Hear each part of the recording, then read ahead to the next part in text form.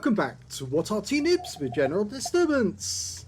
This is the M40 M43, the Tier 8 American SPG. This one's located on the north spawn of Tundra, and it's under the command of Sn0KS. And look at that, he's got 3 marks of excellence on the barrel, and bounty equipment as well as the advanced equipment, or the improved equipment I should say.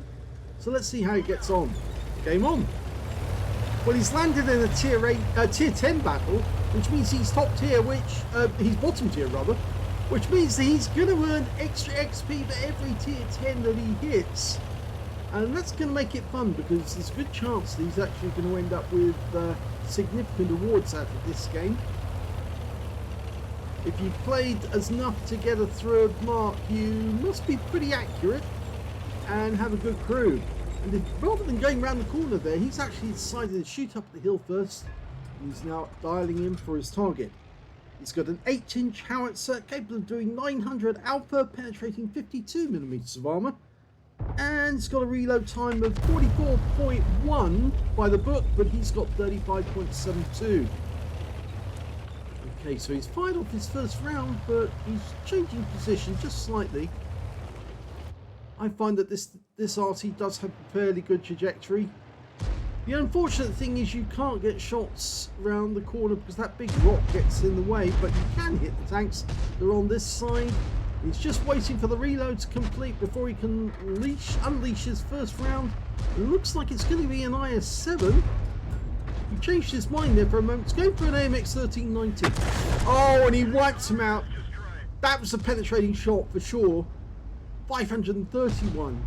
If it was a non-penetrating shot, it would actually be about 450 plus or minus 25%, but he went straight through the armor because the MX 1390 does not have a lot of armor, and he just went right through him.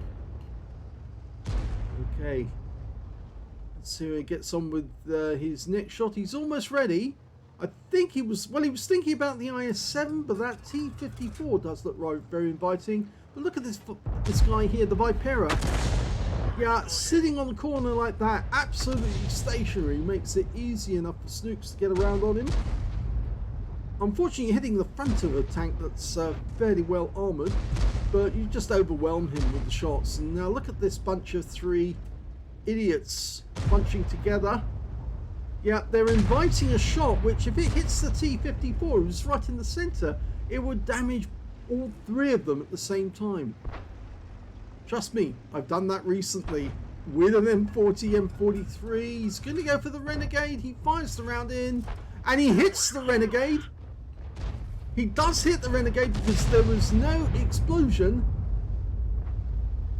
And we did see some stun appear, but I think the Renegade's still there. Oh, look, he's missing most of his hit points. What a surprise. Yep, he definitely took that round, and he's not a happy bunny, but he got rid of his stun fairly quickly. We're going back to the Vipera again. It's like he thinks he's going to get another one. 268's just gone into that corner where we can't hit him. But that IS-7, he's very hittable. Rounds out on him. Direct hit.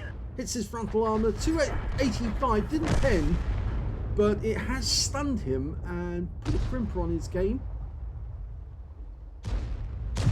Now I should mention that Sn0KS is actually in platoon with an ELC M90 Hanisoro, or Sono rather, and he's actually got 2 kills already in this game.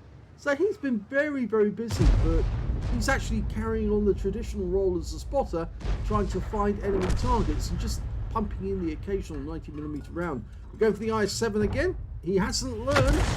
Yep, he's obviously got a learning difficulty, and he's trying to shoot out through that gap and doesn't realise that there's somebody shooting in. Now, I don't mean that's an offence to anyone who does have a learning difficulty, but you do notice that a lot of tank drivers, they seem to do the same thing again and again, even if it's bashing your head against a brick wall, because they think that it will actually work the next time. Unfortunately, it doesn't work that way. And if you get struck by Arty once at a particular position, or even twice for that matter, and that IS-7 has been hit by stun as well as direct hits, he should have moved away by now, or at least chosen a different position to shoot from, and he didn't. And there goes the 268, gets the shot because he came around the corner, and oh, the Heshbon just walloped him and took him out of the game. So yeah, that was a pretty good game. Not 1,562 hit points of damage, 1,117 of stun assists so far. So he is having a good game, but he's gone to the back of the map because, yes, an enemy Heshbon has been noticed. And it's our platoon mate who's actually spotted him. So we're now going to put a shell into the Heshbon. Rounds out. This will be good for our teammate. Yes! And another penetrating shot. 979. It hit the turret. And yeah, Hani Sono, sorry, again, he actually did get the spotting assist off that one. And now he's pumping in his 90mm rounds, but he hasn't got enough to take him out with one mag.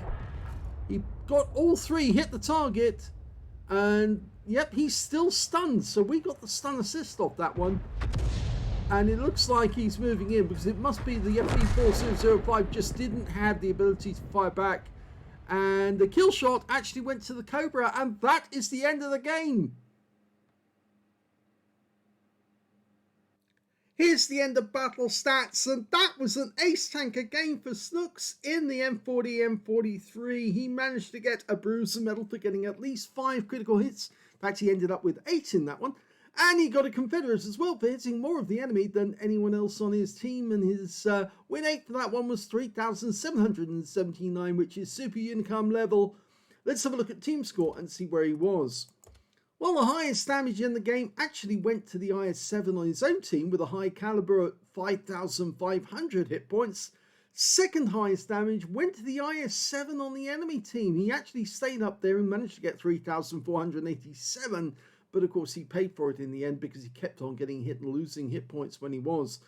The third highest damage went to Snooks with 3,147 hit points.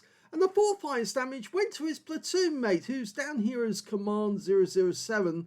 And he managed to get 2,889. So well done to him. That's a lot of damage for a little ELC in a tier 10 game.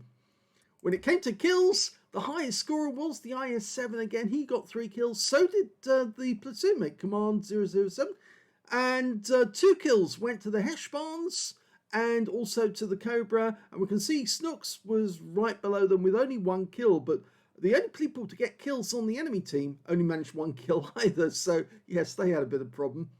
When it came to base XP, we can see that Snooks was second, because the ELC M90 of his platoon mate came tops with 1,449, and I think that was mainly down to the fact that he was doing an awful lot of spotting for his teammates as well as for Snooks.